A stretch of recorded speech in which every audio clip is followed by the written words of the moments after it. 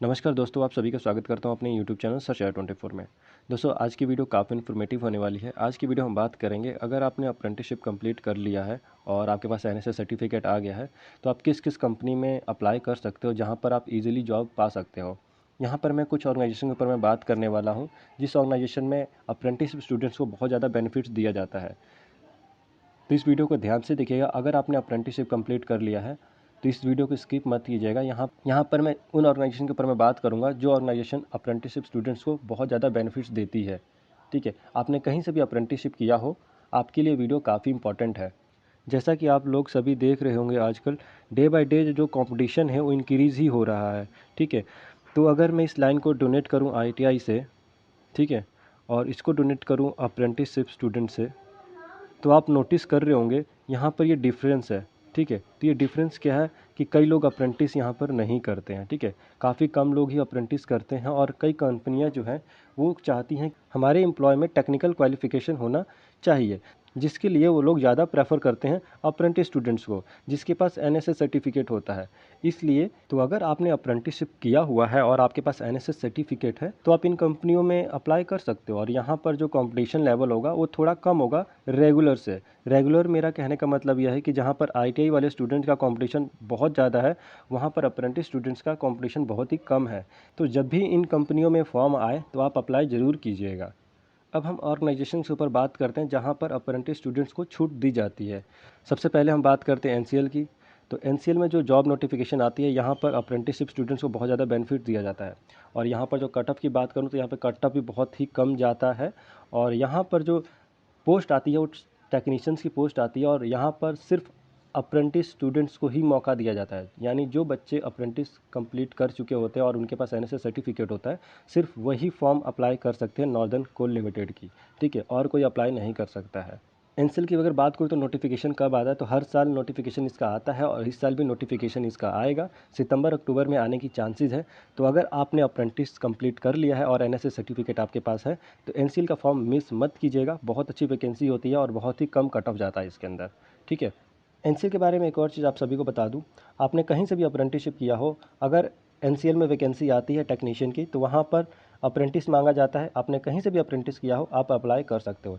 यहाँ पे कोई स्पेसिफाई नहीं है कि अगर आपने एनसीएल से अप्रेंटिस किया है तो सिर्फ एनसीएल वाले बच्चे ही अप्लाई करेंगे, ऐसा कुछ नहीं है। यहाँ पर हर कोई भर सकता है जिसके पास अप्रेंटिसशिप का सर्टिफिकेट होता है। ठीक है, नेक्स्ट ऑर्गेनाइजेशन दोस्तों है बीएसआई, जिसे हम बोलते हैं ब्यूरो ऑफ इंडियन स्टैंडर्ड। तो यहाँ भी दोस्तों अप्रेंटिस स्टूडेंट्स को ही मौका दिया जाता है।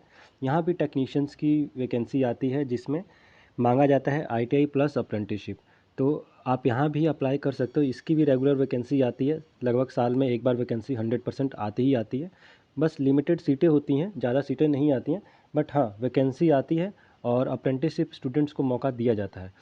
तो यहाँ भी आप अप्लाई कर सकते हो। ठीक है, नेक्स्ट ऑर्गेनाइजेशन है दोस्तों ECIL, electronic corporation of India limited. दोस्तों ये गवर्नमेंट ऑफ इंडिया की पीएसयू है और यहाँ भी काफ़ी अच्छी वैकेंसी देखने को मिलती है अप्रेंटिस स्टूडेंट्स के लिए। यहाँ भी अगर मैं क्वालिफिकेशन की बात करूँ तो यहाँ भी मांगा जाता है आईटीआई प्लस अप्रेंटिसशिप। और फिलहाल इसकी वैकेंसी 2022 में भी बहुत अच्छी वैकेंसी आई थी और एक वैकेंसी तो अभी रनिंग में भी चल रही है, बट वो कॉन्ट्रैक्ट बेसिस पर है, पर वहाँ भी अप्रेंटिस स्टूडेंट्स को ही मौका दिया गया है। ईसीआईएल के बारे में अगर बात करूँ तो ईसीआईएल हर साल वैकेंसी अच्छी खासी निकालती है, जहाँ पर मिनिमम क्वालिफिकेशन मांगा जाता है आईटीआई प्लस अप्रेंटिसशिप। काफ़ी अच्छी कंपनी है ईसीआईएल। यहाँ पर वर्क इन्वायरमेंट काफ़ी अच्छा है। जैसे कि आप सभी जानते ही हो कि ईसीआईएल जो है गवर्नमेंट ऑफ इंडिया के अंडर में ही आता है, तो ये जो है बिल्कुल 100% सरकारी नौकरी होती है यहाँ पर। यहाँ भी जो वैकेंसी हो लिमिटेड ही आती है। नेक्स्ट ऑर्गेनाइजेशन है दोस्तों आपकी इंडियन नेवी। इंडियन नेवी काफ़ी अच्छी वैकेंसी निकालता है अप्रेंटिस स्टूडेंट्स के लिए। फ़िलहाल आपने 2022 में भी देखा होगा, लगभग 1500 प्लस वैकेंसी थी। यहाँ पर और कोई क्वालिफिकेशन नहीं मांगा गया, सिर्फ आईटीआई प्लस अप्रेंटिसशिप मांगा गया था।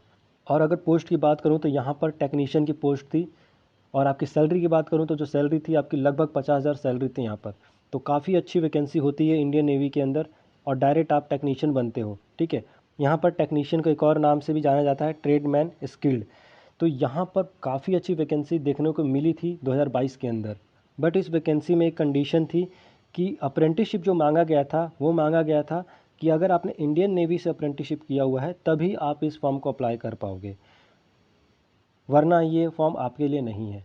जैसा कि बाकी मैंने ऑर्गेनाइजेशन में बताया आपको कि आपने कहीं से भी अप्रेंटिस किया हो तो आप अप्लाई कर सकते हो फॉर्म को। बट इंडियन नेवी की कंडीशन ये होती है कि जो यहाँ पर फॉर्म भरेंगे वो सिर्फ नेवी से ही अप्रेंटिसशिप किया हो जिन्होंने, वही सिर्फ ये फॉर्म भर सकते हैं, ठीक है। फिलहाल अगर आपने अभी अप्रेंटिस नहीं किया है और आप ये वीडियो देख रहे हो तो इंडियन नेवी की फॉर्म आ रखे हैं, लास्ट डेट जुलाई में है। तो अगर आप इंटरेस्टेड हो तो इंडियन नेवी में अप्रेंटिसशिप कर लो। 1 साल की अप्रेंटिस है। अप्रेंटिस करने के बाद आपको इंडियन नेवी में टेक्नीशियन बनने का मौका मिलेगा और बहुत अच्छी सैलरी है, बहुत ही अच्छी ऑर्गेनाइजेशन है। इससे बेहतर मैं जॉब कहीं नहीं बोलूँगा, क्योंकि अगर आप रेलवे में भी जाते हो तो रेलवे में भी आपको ग्रुप डी की पोस्ट मिलती है, बट इंडियन नेवी में डायरेक्ट टेक्नीशियन बनने का मौका मिलता है अगर आपने नेवी से ही अप्रेंटिसशिप किया होगा तब, ठीक है, तभी आपको मौका मिलेगा, वरना नहीं मिलेगा, ठीक। अब दोस्तों नेक्स्ट ऑर्गेनाइजेशन है आपकी BEL यानी भारत इलेक्ट्रॉनिक लिमिटेड। तो दोस्तों ये भी एक PSU है गवर्नमेंट ऑफ इंडिया की, और यहाँ भी दोस्तों देखने को मिला है कि जो अप्रेंटिस स्टूडेंट्स होते हैं उनको बहुत अच्छा बेनिफिट दिया जाता है। यहाँ भी उनके लिए सीटें रिजर्व होती हैं। जो अप्रेंटिस स्टूडेंट्स होते हैं उनके लिए ही अलग से फॉर्म निकाले जाते हैं जिस पर सिर्फ मिनिमम क्वालिफिकेशन मांगा जाता है ITI प्लस अप्रेंटिसशिप। यहाँ भी हर साल रेगुलर वैकेंसी देखने को मिलती है। तो आपके पास अप्रेंटिसशिप का सर्टिफिकेट है तो तैयार रहिए, यहाँ भी आप अप्लाई कर सकते हो। नेक्स्ट ऑर्गेनाइजेशन है दोस्तों क्रंची नोट प्रेस। यहाँ भी बहुत अच्छी वैकेंसी आती है अप्रेंटिस स्टूडेंट्स के लिए, और यहाँ भी मिनिमम क्वालिफिकेशन मांगा जाता है ITI प्लस आपकी अप्रेंटिसशिप, यानी NSS सर्टिफिकेट आपके पास होना चाहिए। तो जिसके पास भी NSS सर्टिफिकेट होता है वो यहाँ भी अप्लाई कर सकते हैं। यहाँ भी देखने को मिला है कि काफ़ी अच्छी ट्रेडों के अंदर वैकेंसी निकाली जाती है यहाँ पर। अगर लास्ट वैकेंसी की बात करूँ कब आई थी इसकी, तो 2021 में इसकी लास्ट वैकेंसी आई थी और 22 में भी आने की संभावना है। तो आप लोग तैयार रहिए, इसमें भी आप लोग अप्लाई कर सकते हो। दोस्तों जब भी अप्रेंटिस स्टूडेंट्स के लिए कोई भी जॉब नोटिफिकेशन आएगी सबसे पहले हम अपने चैनल पर लेकर आएंगे 100%। इसके लिए आपको क्या करना पड़ेगा, अगर हमारे चैनल पर आप नए हो तो चैनल को जरूर सब्सक्राइब करके रख लीजिएगा और बेल आइकन जरूर दबा लीजिएगा। और आपको कोई भी डाउट होता है तो आप मुझे टेलीग्राम पे भी बता सकते हो। टेलीग्राम का जो लिंक है डिस्क्रिप्शन में दिया है, जल्दी से जाकर आप टेलीग्राम ग्रुप में ज्वाइन हो जाइए। वहाँ पर हर अप्रेंटिस स्टूडेंट्स की डाउट क्लियर की जाती है, तो जल्दी से ग्रुप में ज्वाइन हो जाइए। दोस्तों नेक्स्ट ऑर्गेनाइजेशन है आपकी गोवा शिपयार्ड लिमिटेड। यहाँ भी अप्रेंटिस स्टूडेंट्स को मौका दिया जाता है। यहाँ भी मिनिमम क्वालिफिकेशन की बात करूँ तो ITI प्लस अप्रेंटिसशिप मांगा जाता है, और यहाँ भी टेक्नीशियन की ही पोस्ट के ऊपर भर्ती ली जाती है जहाँ पर मिनिमम क्वालिफिकेशन अप्रेंटिसशिप मांगी जाती है। यहाँ भी दोस्तों अगर आपने अप्रेंटिसशिप कहीं से भी किया होगा तो यहाँ पर आप अप्लाई कर सकते हो, कोई रेस्ट्रिक्शन नहीं है। यहाँ भी अगर वैकेंसी की बात करूँ तो बहुत लिमिटेड आती है, ज़्यादा वैकेंसी नहीं आती है, बट हाँ रेगुलर वैकेंसी देखने को मिली है गोवा शिपयार्ड लिमिटेड में। तो ये ध्यान में रखिएगा कि यहाँ भी वैकेंसी आती रहती है अप्रेंटिसशिप स्टूडेंट्स के लिए और अच्छा मौका दिया जाता है। मैं पहले आपको बता चुका हूँ अप्रेंटिसशिप के अंदर काफ़ी कम कंपटीशन है, बट आपको क्या करना पड़ेगा, उसके लिए आपको अपने स्किल्स के ऊपर काम करना पड़ेगा। जिस ट्रेड से भी आपने अप्रेंटिसशिप किया उस ट्रेड को अच्छे से पढ़िए समझिए और अपने नोट्स सब कुछ तैयार रखिएगा, क्योंकि वैकेंसी आएगी और आप उस टाइम में पढ़ना शुरू करेंगे तो वैकेंसी आपसे क्लियर नहीं होगी। इसलिए आप रेगुलर पढ़ाई पे ध्यान देते रहिएगा और अपने नोट्स हमेशा तैयार रखिए, रेडी रखिए, क्योंकि अप्रेंटिस स्टूडेंट्स के लिए कहीं ना कहीं तो वैकेंसी आती ही रहती है। एट लास्ट दोस्तों सबसे बड़ी ऑर्गेनाइजेशन इंडियन रेलवे, जहाँ पर अप्रेंटिस स्टूडेंट्स की सबसे ज़्यादा भर्ती होती है। यहाँ पर अप्रेंटिस स्टूडेंट्स के लिए 20% का कोटा होता है, जहाँ पर 20% के अंदर ही अप्रेंटिस स्टूडेंट फाइट करते हैं। बट यहाँ पर एक कंडीशन है, कंडीशन ये है कि सारे बच्चे यहाँ पर अप्लाई नहीं कर सकते हैं। जो बच्चे रेलवे से अप्रेंटिसशिप करते हैं उन्हीं को ही यहाँ पर मौका दिया जाता है इंडियन रेलवे के अंदर। यहाँ पर अगर मैं बात करूँ किस पोस्ट पे भर्ती होती है आपकी, तो यहाँ पर ग्रुप डी के अंदर भर्ती होती है।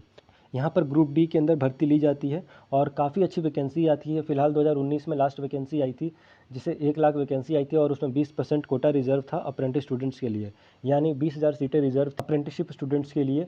तो वहाँ पर जिन बच्चों ने भी रेलवे से अप्रेंटिसशिप किया था वही सिर्फ फाइट करेंगे। और अगर मैं बात करूं रेलवे में अप्रेंटिस कब आती है, तो साल में लगभग 10 से लेकर 12,000 के बीच में हमेशा वैकेंसी आती है। तो जो बच्चे भी रेलवे से अप्रेंटिसशिप करने के लिए इंटरेस्टेड हैं तो रेगुलर वैकेंसी देखने को मिलती है अप्रेंटिसशिप की रेलवे के अंदर, तो आप कभी भी रेलवे से अप्रेंटिस कर सकते हो। अगर मैं बात करूँ परमानेंट वैकेंसी से कब आती है, तो लगभग 3 से 4 साल के बीच में आती है, क्योंकि 2019 में लास्ट वैकेंसी आई थी। तो अब वैकेंसी जो आने की संभावना है वो फिलहाल 22 के लास्ट में आने की संभावना है, ठीक है। और 23 के पहले से दूसरे महीने के बीच में वैकेंसी आपको देखने को मिलेगी 100%, और इस बार भी काफ़ी अच्छी वैकेंसी आएगी। और इनको यहाँ पर 1/3 का वेटेज भी मिलता है, यानी जो अप्रेंटिसशिप एग्ज़ाम में ये लोग स्कोर करते हैं उसका 1/3 भी काउंट होता है इनके अब ग्रुप डी के एग्ज़ाम के अंदर। इसलिए रेलवे के अंदर जो अप्रेंटिसशिप स्टूडेंट्स को अपॉर्चुनिटी मिलती है वो बहुत ही अच्छी मिलती है। और यहाँ पर तो मैं आपको बता चुका हूँ 20% कोटा हमेशा के लिए रिजर्व रहता ही रहता है, और इसके अंदर 1/3 भी मिलता है और PET भी नहीं होता है। तो काफ़ी अच्छा अपॉर्चुनिटी होता है इसके अंदर। बट प्रॉब्लम यही है कि इसकी जो वैकेंसी है रेगुलर नहीं आती है, 3 से 4 साल के बीच में आती है। ये वीडियो दोस्तों खासकर मैंने अप्रेंटिस स्टूडेंट्स के लिए बनाया था जिनके पास भी NSS सर्टिफिकेट है, यानी नेशनल अप्रेंटिस सर्टिफिकेट। ये वीडियो उनके लिए ही था। इस वीडियो को बनाने का मेरा एक ही मकसद था कि NSS सर्टिफिकेट होल्डर को थोड़ा मैं गाइड कर पाऊँ और इन्हें मैं बता सकूँ किस किस ऑर्गेनाइजेशन में आपको बेनिफिट दिया जाता है। जिन ऑर्गेनाइजेशन को मैंने इस वीडियो के अंदर डिस्क्राइब किया है, हमेशा देखने को मिला है कि इनके अंदर अप्रेंटिस स्टूडेंट्स के लिए रेगुलर वैकेंसी आती रहती है और यहाँ पर अप्रेंटिस स्टूडेंट्स का कट ऑफ भी काफ़ी कम जाता है। और अगर आप चाहते हैं कि भीड़ से थोड़ा अलग हो, तो अगर आपने अप्रेंटिसशिप अभी तक नहीं किया तो अप्रेंटिसशिप ज़रूर कर लीजिएगा, क्योंकि आने वाले फ्यूचर में जो भी जॉब आएंगी टेक्निकल, वहाँ पर हमेशा अप्रेंटिसशिप सर्टिफिकेट तो मांगा ही जाएगा। NSS सर्टिफिकेट के बिना आप कहीं भी जॉब नहीं पा पाओगे। ये मैं इसलिए बोल रहा हूँ क्योंकि आप सभी ने देखा होगा, क्योंकि इंडिया जो है अब स्किल्स के ऊपर काम कर रहा है। अब स्किल इंडिया मिशंस के तहत ही लोगों को अप्रेंटिस कराई जाती है और लोगों को ट्रेन किया जाता है। इसलिए मैं कह रहा हूँ, अगर आप इंटरेस्टेड हो अप्रेंटिसशिप के लिए तो अप्रेंटिसशिप ज़रूर कर लो, क्योंकि 1 साल की बात होती है, 1 साल के बाद आपका फ्यूचर बन जाता है इसमें। फिलहाल दोस्तों ये वीडियो आपको कैसा लगा आप मुझे कमेंट में अपनी राय ज़रूर दीजिएगा।